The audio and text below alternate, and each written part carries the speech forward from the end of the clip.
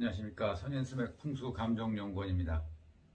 예, 오늘은 여러분들께서 궁금해하시는 산소에 대한 수맥에 대한 부분에서 제가 좀 언급하고자 합니다.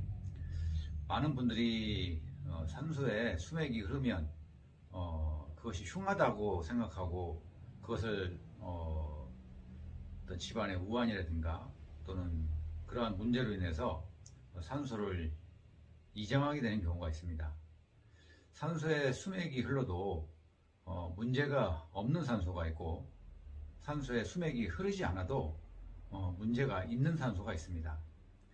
대부분의 많은 사람들은 육안으로 보여지는 그러한 부분에 대해서 산소의 길흉을 따지고 있습니다만은, 필자와 같은 경우에는 산소를 감정하고자 의뢰를 받게 되면 의뢰한 의뢰자분들에게 사전에 그 어떠한 산소를 왜 감정받는지에 대한 부분에 대해서 일체 물어보지 않습니다. 그것은 물어보지 않아도 그 산소에 가서 감정을 해보면 그 산소를 쓰고 나서 문제가 있는지 문제가 없는지, 이 산소가 좋은지 나쁜지 또는 그러한 부분들을 명확하게 감정해낼 수 있기 때문입니다.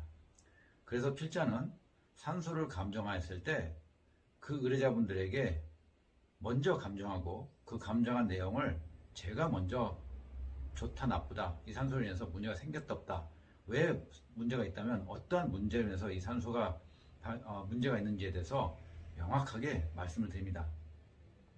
그런데 이러한 부분을 알지 못하는 사람들은 그 누군가에게 그 산소에 대해서 수맥이 흐른다 이런 부분들에 대해서 듣게 되면서 또는 탐사를 받게 되면서 많은 근심과 걱정에 빠지게 됩니다.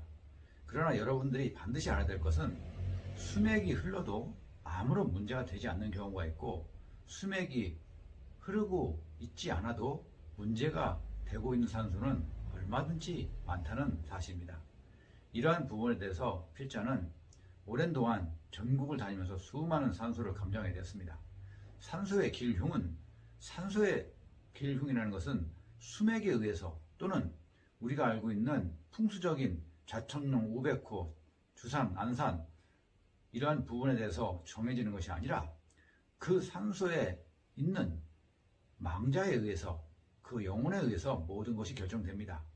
이러한 부분들에서 명확하게 알고 그 산소를 손을 대도 손을 대야 되는 것이지, 산소의 상태만 가지고 산소의 상태가 어떠한지도 모른 채 무조건 손을 대서 그 산소로 인해서 누군가는 죽게 되기도 하고 사고를 당하기도 하며, 또는 가정에 우환과 풍파가 쏟아지는 일들은 너무도 다양하게 많기 때문에 그런 부분에 대해서 여러분들이 신중하게 생각하고 산소를 손댈 때는 그 산소가 정말로 어떤 문제점을 가지고 있는지 다른 부분에서도 생각을 돌려서 정확한 진단을 내린 후에 그 산소를 손을 대든 또는 어떻게 하든 그런 부분에 대해서 여러분들께서 처신을 해야 될 것입니다.